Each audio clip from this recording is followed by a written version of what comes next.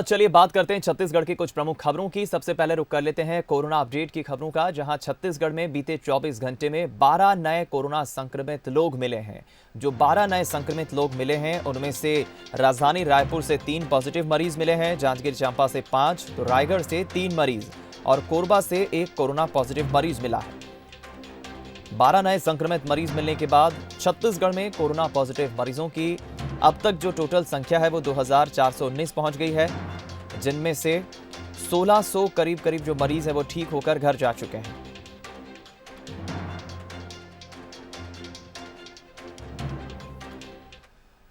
बिलासपुर से खबर, जहां पचपेड़ी थाने में तैनात एक आरक्षक की रिपोर्ट कोरोना पॉजिटिव आई है। थाने को फिलहाल बताया जा रहा है उसके बाद अब सील कर दिया गया है। जिस आरक्षक की रिपोर्ट कोरोना पॉजिटिव आई है उसके बाद थाना प्रभारी सहित सभी पुलिस कर्मियों के अब सैंपल लिए गए हैं और 14 दिनों के लिए सभी को क्वारंटीन किया गया है। तो आरक्षक के कोरोना पॉजिटिव निकलने के बाद अब सभी चिंतित हैं और पचपेड़ी थाने के जो अब सभी मामले हैं वो कुछ दिनों के लिए मस्तूरी थाने में शिफ्ट किए जा रहे हैं। अधिक जानकारी के लिए हम रुक करेंगे। उमेश मौर्य हमारे संवाददाता इस वक्त फोन लाइन पर जुड़ गए हैं। उमेश, जिस आरक्षक को कोरोना पॉजिटिव हुआ है, क्या है उसकी ट्रैवल हिस्ट्री, क्या है डिटेल्स और क्या है जानकारी? देखिए, लॉकडाउन की वजह से सभी थानों में अलग अलग जगह से थाने में आरक्षकों को तैनात किया गया था। ये दूसरी बटालियन का आरक्षक था, रायपुर से बिलासपुर पदस्थ किया गया था। पचपेड़ी में इनकी ड्यूटी लगाई गई थी। अभी लॉकडाउन खत्म हुआ है तो ये वापस अपने रायपुर पहुंचे, जहां रायपुर पहुंचते इनका टेस्ट किया गया, सैंपल लिया गया, जहां पर इनको कोरोना पॉजिटिव पाया गया। जैसे ही इसकी जानकारी पुलिस अधीक्षक को लगी, बिलासपुर पुलिस अधीक्षक को, तो उन्होंने तत्काल पचपेड़ी थाना के तमाम जो पुलिस कर्मी हैं, थाना प्रभारी है, उनका सैंपल जांच के लिए लिया है। साथ ही उस थाने को सील कर दिया गया है। अब जितने भी पचपेड़ी थाने के जो कार्य होंगे वो मस्तूरी थाने से संचालित होंगे। वहीं इन तमाम जो 14 लोगों का सैंपल जो लिया गया है उनको क्वारंटाइन में रखा गया है। तो इनकी जो ट्रेवल हिस्ट्री ये है कि अभी ये बताया जा रहा है कि ये रायपुर से बिलासपुर पदस्थ हुए थे। लॉकडाउन की वजह से इनकी ड्यूटी यहाँ लगाई गई थी और फिर ये वापस जब बिलासपुर से रायपुर पहुंचे तो वहां जब टेस्ट लिया गया तो वहां इनको पॉजिटिव पाया गया। लिहाजा एहतियात बरतते हुए यहाँ पर पुलिस अधीक्षक ने तमाम जो 14 जो पुलिसकर्मी हैं उनका जांच के लिए सैंपल भेजा गया। वहीं पुलिस को पचपेड़ी थाना को सील कर दिया गया। जी चलिए, बहुत बहुत धन्यवाद आपका बातचीत के लिए, जानकारी हम तक पहुंचाने के लिए। छत्तीसगढ़ में बढ़ते कोरोना के कहर को देखते हुए अब रायपुर के थानों को सैनिटाइज किया जा रहा है। थानों की हेल्प डेस्क और लॉकअप के साथ ही थानों में रखे सामान को विशेष तौर पर सैनिटाइज किया जा रहा है, जिसके तहत सिविल लाइन थाने में सैनिटाइजर का छिड़काव किया गया। बता दें आपको कि प्रदेश में अब तक 2300 से ज्यादा कोरोना पॉजिटिव मरीज मिल चुके हैं। इनमें से 1500 से ज्यादा मरीजों के ठीक होने की भी जानकारी है। करीब 1600 मरीज घर लौट चुके हैं, जबकि 840 से ज्यादा एक्टिव केस हैं इस वक्त प्रदेश में।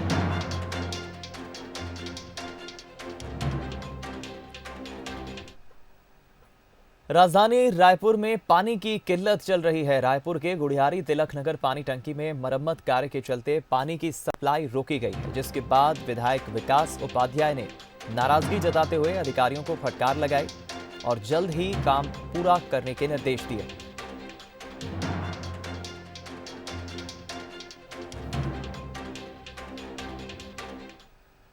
छत्तीसगढ़ के पूर्व सीएम डॉक्टर रमन सिंह ने मुख्यमंत्री भूपेश बघेल को पत्र लिखकर किसानों से जुड़े विशेष अध्यादेश लागू करने का आग्रह किया है।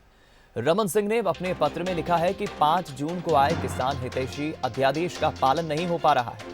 उन्होंने भूपेश सरकार से आदेश जारी कर अध्यादेश के पालन कराने की अपील की है।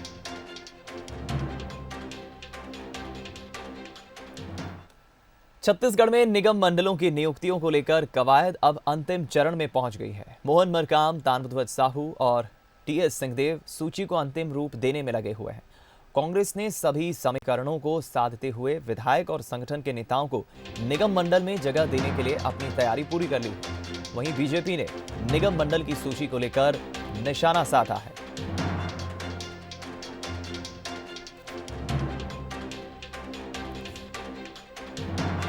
निगम मंडल की सूची के जो संभावित नाम हैं वो हैं बोधराम कंवर, अरुण वोरा, रामगोपाल अग्रवाल, गिरीश देवांगन, बैजनाथ चंद्राकर, मलकीत सिंह गैदू, प्रवीण साहू, पंकज शर्मा, रामगोपाल अग्रवाल, देवती कर्मा, मलकीत सिंह गैदू, प्रवीण साहू, पंकज शर्मा, ये निगम मंडल की सूची के संभावित नाम हैं।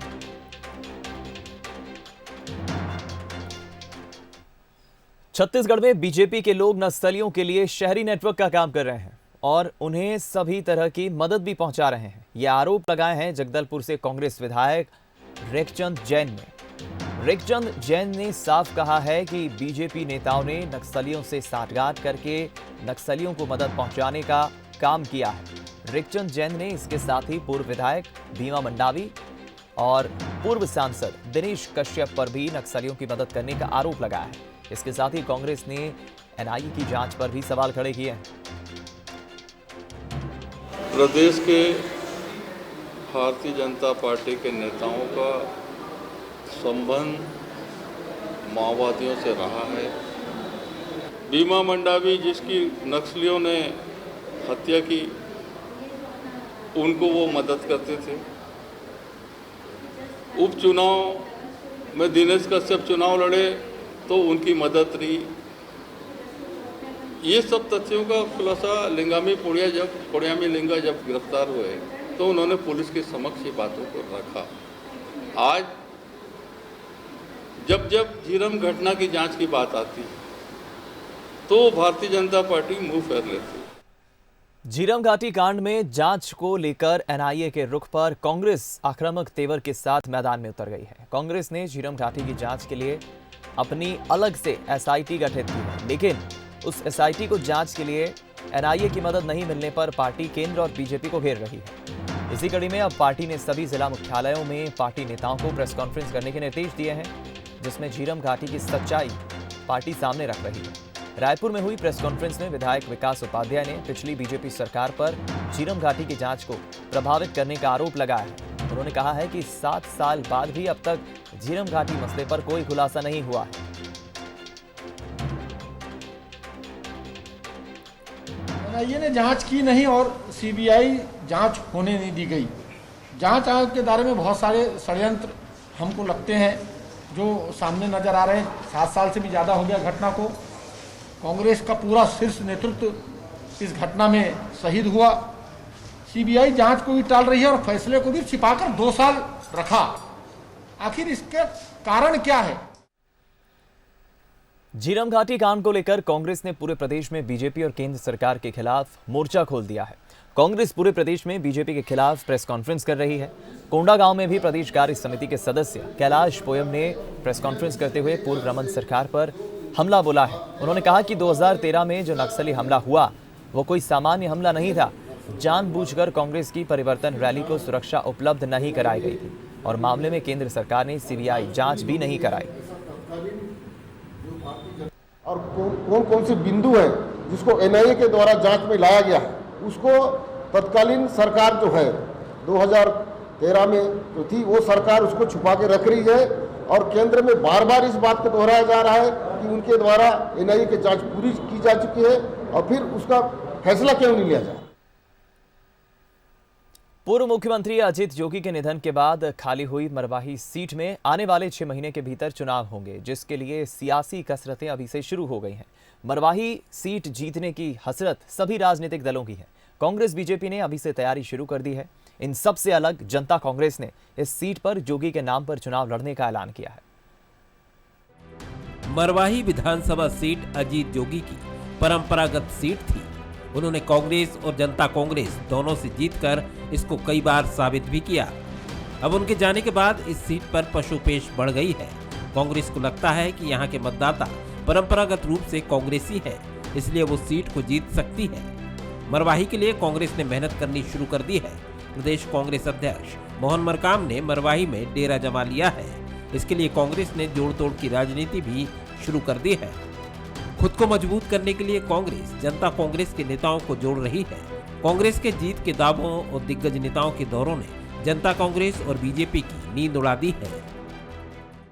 हमारा संगठन इस दिशा में काम कर रहा है। हमारे प्रदेश अध्यक्ष जी वहां गए हैं और आगामी समय में होने वाले विधानसभा चुनाव की तैयारी पार्टी द्वारा की जा रही है और उसका लाभ निश्चित रूप से पार्टी को मिलेगा।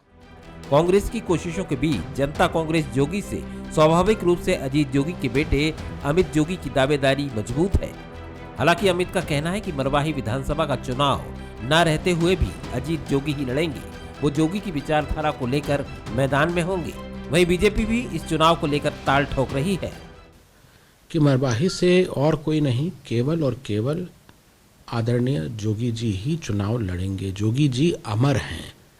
आज भले ही वो हमारे साथ नहीं हैं, लेकिन उनकी जो विचारधारा है, उनका जो मरवाही के लोगों के प्रति प्रेम है, समर्पण है, वो सदैव जीवित रहेगा। कांग्रेस पार्टी अभी तोड़फोड़ की राजनीति कर रही है, विकास की राजनीति नहीं कर रही है। केवल कांग्रेस पार्टी का जो सरकार है उसका केवल ध्यान जो है पैसा कहां से प्राप्त हो, कितने लोगों को तोड़े, कितने लोगों को खरीदे, इसी के ऊपर उनका ध्यान है। और जनता जो देख रही है वो जनता का ध्यान अब जो है वो कांग्रेस पार्टी के ऊपर से उठ गया है। तो जनता तय करेगी कि वहाँ पे चुनाव जो है कौन जीतेगा। और जनता को विश्वास है और हमको भी विश्वास है कि वहाँ पे जो जनता जो है वो भारतीय जनता पार्टी के कैंडिडेट को जिताएगी। मरवाही के लिए तीनों ही दल ताल ठोक कर मैदान में है। कांग्रेस ने पहले शुरुआत कर दी है और उसकी तैयारी से बीजेपी और जनता कांग्रेस को नुकसान उठाना पड़ सकता है। उनके नेता कांग्रेस का हाथ थाम रहे हैं। बीजेपी भी अपनी तैयारी में जुटी है। जनता कांग्रेस फिलहाल अजीत जोगी के जाने से शोक में है। जल्द ही अमित जोगी मरवाही पहुंचकर डैमेज कंट्रोल में जुट जाएंगे। मोहन तिवारी, बंसल न्यूज, रायपुर। पूर्व मुख्यमंत्री अजीत जोगी के निधन के बाद खाली हुई मरवाही सीट पर कांग्रेस संगठन को मजबूत करने में जुट गई है। इसी सिलसिले में पीसीसी चीफ मोहन मरकाम 2 दिवसीय दौरे पर आए थे। इस दौरान मोहन मरकाम ने कार्यकर्ताओं से मुलाकात की। साथ ही मोहन मरकाम ने कहा कि समस्याओं का निराकरण जल्द से जल्द किया जाएगा। साथ ही पूर्व विधायक पहलवान सिंह मरावी की भी कांग्रेस में शामिल होने की खबरें हैं। हालांकि पार्टी की तरफ से ये साफ नहीं हुआ है कि पहलवान सिंह मरावी अभी तक कांग्रेस में शामिल हुए हैं। मरवाही विधानसभा के पूर्व विधायक आदरणीय पहलवान सिंह जी हमारी रीति से प्रभावित होकर कांग्रेस प्रवेश किए हैं और उनको कांग्रेस परिवार में स्वागत करता हूं और हम उनके हर सुख दुख के हम साथी बनेंगे। और हमारी छत्तीसगढ़ में माननीय भूपेश बघेल जी की सरकार है और वे हमारी नीतियों से प्रभावित हुए हैं। हमेशा कुछ कारणवश बीच में हमसे अलग हो गए तो अब आ रहे हैं, तो हम उनका बहुत बहुत हार्दिक अभिनंदन स्वागत करते हैं। बिलासपुर में पीएम आवास योजना के तहत बन रहे मकान 2 साल से अधूरे पड़े हैं। जिले में करीब 13,000 हितग्राही ऐसे हैं जिनके मकानों का काम अब तक पूरा नहीं हुआ है और उन्हें अब तक राशि मिलने का इंतजार भी है। कई हितग्राही ऐसे हैं जिन तक योजना का पैसा भी नहीं पहुंचा। बताया जा रहा है कि 2 साल से राज्य सरकार ने अपने हिस्से की राशि का भुगतान नहीं किया है, जिसके चलते हितग्राही परेशान हो रहे हैं। सरकार के हिस्से का करीब 1,000 करोड़ रुपए जमा नहीं है। बिलासपुर सांसद अरुण साव का कहना है कि राज्य सरकार की लेट लतीफी के चलते हितग्राहियों को राशि नहीं मिल पा रही। वहीं कांग्रेस नेता राशि जारी करने में जो देरी हो रही है इसके पीछे चुनाव और कोरोना को वजह बता रहे हैं। हालांकि जल्द ही राशि जारी होने का भरोसा भी दिला रहे हैं। बता दें आपको कि पीएम आवास के लिए केंद्र और राज्य दोनों की एक हिस्सेदारी होती है, जिसमें 60% राशि केंद्र सरकार देती है तो 40% राज्य सरकार को देना होता है। आवास जो पैसा मिल रहा है वो आधा अधूरा मिल रहा है। अधिकारियों के कई अड़ंगे लगाते हैं, कई जगह से बहुत मुश्किल से पैसा मिल पाया और आधा अधूरा मिला है। आधा मकान बन पाया है और ये बरसात में हम लोग को टूटे फूटे मकान रहना पड़ रहा है। जो बनाए भी हैं वो अगर ज़्यादा बरसात हुई तो वो भी नुकसान हो जाएगा और क्षति होगी उसकी कोई पूरा नहीं कर पाएगा। जो हितग्राही हैं उनको उनके किस्तों का भुगतान नहीं हुआ है।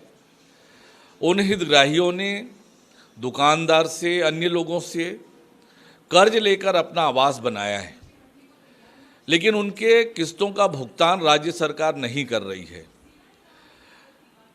भारत सरकार से 2 किस्तों की राशि छत्तीसगढ़ सरकार के पास आ चुकी है। राज्य सरकार अपना राज्यांश, जो कि लगभग 1,000 करोड़ रुपए से अधिक की राशि होती है, वो राज्यांश नहीं मिलाया है और इसलिए हितग्राहियों को भुगतान नहीं हो रहा है। कि इनके कार्यकाल में जो भ्रष्टाचार हुआ प्रधानमंत्री आवास योजना में, वो सबको जग जाहिर है।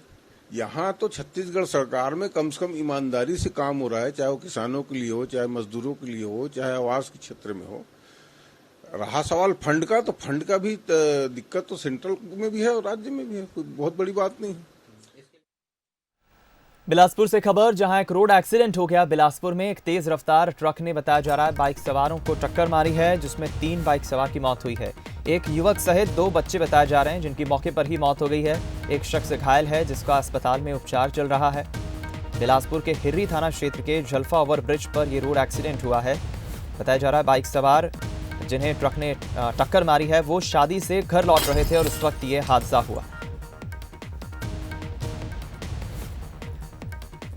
शादी से घर लौट रहे थे बाइक सवार, उसी दौरान ये सड़क हादसा हुआ। रोड एक्सीडेंट में तेज रफ्तार ट्रक ने ये टक्कर मारी है। उमेश मौर्य का हम रुख करेंगे, हमारे संवाददाता इस वक्त फोनलाइन पर जुड़ गए हैं जानकारी देने के लिए। उमेश, ये जो रोड एक्सीडेंट की खबर मिली है, बहुत दुखद हादसा हुआ है, क्या है जानकारी? देर रात की घटना है, जब शादी से घर वापस लौट रहे थे तो एक ही बाइक पे, चूंकि साधन नहीं मिल पाया था, इसलिए एक बाइक पे 4 लोग सवार होकर ये अपने घर के लिए जा रहे थे कि तभी हिर्री थाना क्षेत्र के पास एक तेज रफ्तार ट्रक की चपेट में आने से इन मौके पर ही 3 लोगों की मौत हो गई। वहीं एक की हालत गंभीर है, उसे गंभीर हालत में अस्पताल में एडमिट कराया गया जी। अभी फिलहाल उसकी हालत गंभीर बनी हुई है। धन्यवाद उमेश बातचीत के लिए।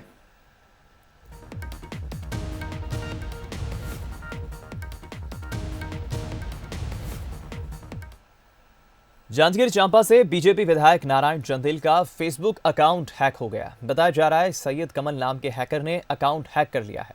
विधायक ने इस पूरे मामले की एसपी से शिकायत की है और मामले में जल्द से जल्द जांच कर दोषी के खिलाफ कार्रवाई करने की मांग की है। वहीं शिकायत के बाद साइबर सेल मामले की जांच कर रही है।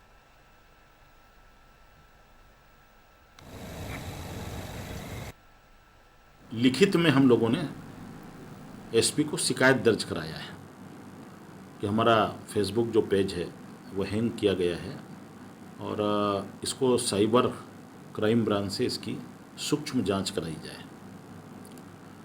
जो अभी तक जानकारी आई है वो कोई सैयद कमाल नाम का व्यक्ति है।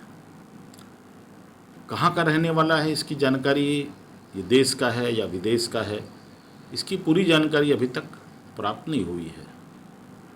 हमने पुलिस से, प्रशासन से मांग किया है कि अतिशीघ्र जांच करा करके उस पर अपराध दर्ज हो, उसकी खोजबीन हो और उसकी गिरफ्तारी हो। विधायक जी द्वारा शिकायत दी गई है, इसमें लिखित शिकायत मिली है कि उनके फेसबुक अकाउंट को किसी अन्य व्यक्ति के द्वारा संभवतः हैक कर लिया गया है और उनको खतरा है कि किसी प्रकार का दुरुपयोग हो सकता है उनके अकाउंट का। तो उसी पर से मैंने शिकायत अभी साइबर सेल को मार्क करी है और फेसबुक को हम पत्राचार कर रहे हैं इस अकाउंट के संबंध में, कहाँ से इसको एक्सेस किया गया है उसका IP एड्रेस जनरेट करने के लिए। और इसमें अभी वर्तमान में उस कोई अन्य टिप्पणी या कोई और ऐसी कोई चीज़ अपलोड नहीं हुई है। हैक होने की पुष्टि ज़रूर हुई है इसमें प्रकरण में। कोरिया के चनमरी स्थित कुरासिया खदान में बीती रात बड़ा हादसा हो गया। इसमें एक मजदूर की मौत हो गई। दरअसल तीसरी शिफ्ट में काम कर रहे ड्रिलर ऑपरेटर ब्लास्ट करने बारूद लगा रहा था और इस दौरान पहले से लगे बारूद के ब्लास्ट हो जाने से उसकी मौत हो गई। बताया जा रहा है दूसरी शिफ्ट में काम कर रहे अधिकारियों ने पहले से बारूद लगे होने की जानकारी किसी को नहीं दी थी, जिस वजह से हादसा हो गया। वहीं हादसे के बाद SICL के अधिकारी पहुंचे और मौके का मुआयना किया।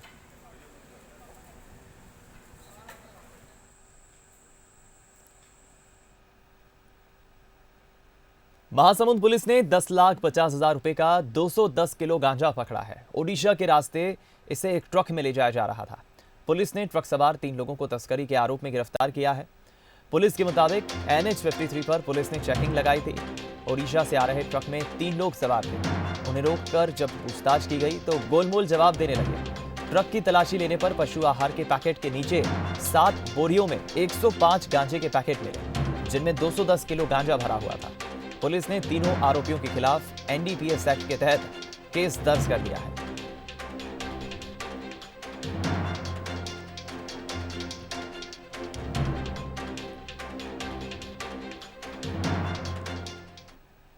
कोरबा पुलिस ने 24 घंटे के भीतर 2 बड़े जुआ फंड पर छापामार कार्रवाई कर 7 लाख रुपए नकदी बरामद की है।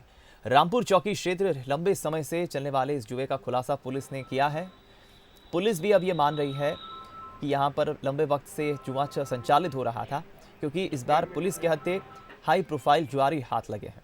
पकड़े गए सभी 11 जुआरी शहर के नामचीन व्यवसायी और व्यापारी हैं, जिनमें से कईयों के कनेक्शन तो राजनीति से भी जुड़े हैं। इनमें से कई व्यापारी तो अपने चेहरे विज्ञापनों में दिखाकर बिजनेस भी चला रहे हैं। पकड़े गए जुआरियों में हार्डवेयर, सराफा और रियल एस्टेट कारोबार से जुड़े कई व्यवसायी शामिल हैं। पुलिस ने तहसील ऑफिस के पीछे एक ठेकेदार के फार्म हाउस से सभी को गिरफ्तार किया है।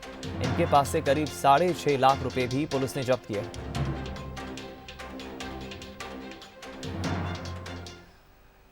कोंडागांव में मेडिकल वेस्ट ट्रीटमेंट प्लांट को लेकर प्रशासन और ग्रामीणों के बीच टकराव के हालात पैदा हो गए। ग्रामीणों ने एसडीएम पवन कुमार पर धमकाने और अभद्र व्यवहार करने का आरोप लगाया है। कलेक्टर को ज्ञापन देकर उनके खिलाफ कार्रवाई की मांग की है। दरअसल कोकोड़ी गांव के पास 2 एकड़ सरकारी जमीन पर मेडिकल ट्रीटमेंट प्लांट बनाया जा रहा है। ग्रामीण इसका विरोध कर रहे हैं। इसी के चलते कलेक्टर ने एसडीएम को ग्रामीणों की शिकायत सुनने भेजा था। इस दौरान ये घटना सामने आई। हालांकि एसडीएम पवन कुमार खुद को निर्दोष बता रहे हैं। इधर खबर कोरबा से, जहां एक नवविवाहिता को बंधक बनाकर गैंगरेप करने का मामला सामने आया है। आरोपियों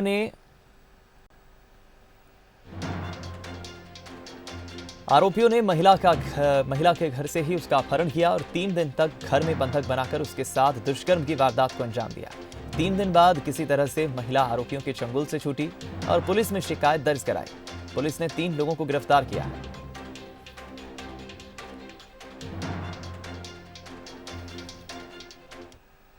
बेमेतरा में एक बार फिर नाबालिग के साथ हैवानियत की तस्वीर सामने आई है। यहां पहले तो नाबालिग के साथ दुष्कर्म की कोशिश की गई, फिर मिट्टी का तेल डालकर आग लगा दी, जिसके बाद रायपुर में इलाज के दौरान नाबालिग की मौत हो गई। अब पॉक्सो एक्ट के तहत पुलिस ने मामला दर्ज कर जांच शुरू कर दी।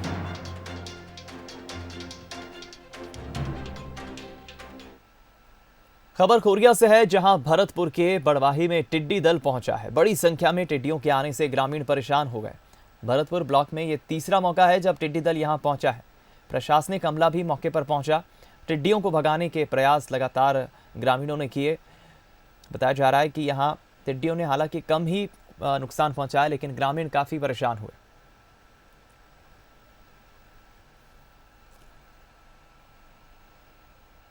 कोरबा से खबर, जहां हाथियों का दल बताया जा रहा है कोरबा के गांव में घुस गया है। कटहल को खाने के लिए हाथियों का दल पहुंच गया। रात को 4 घंटे तक बस्ती में यह हाथी घूमते रहे ग्रामीण, जिसके बाद आग जलाकर रात भर जगते रहे। बालको वन परिक्षेत्र के बेला गांव का ये मामला है। दहशत में फिलहाल ग्रामीण बताए जा रहे हैं हाथियों के पहुंचने से।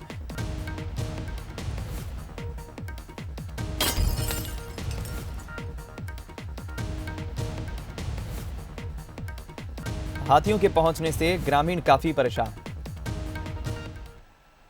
भले ही सुकमा निवासी राजा परिवार के लक्ष्मी नारायण देव की उम्र 100 साल हो गई हो, लेकिन आज भी उनके जोश और जज्बे में कोई कमी नहीं आई है। लगातार बीमार होने के बावजूद उन्होंने अपने 100वें जन्मदिन पर भरतनाट्यम करते हुए सबको चौंका दिया। उनका ये वीडियो काफी वायरल हो रहा है।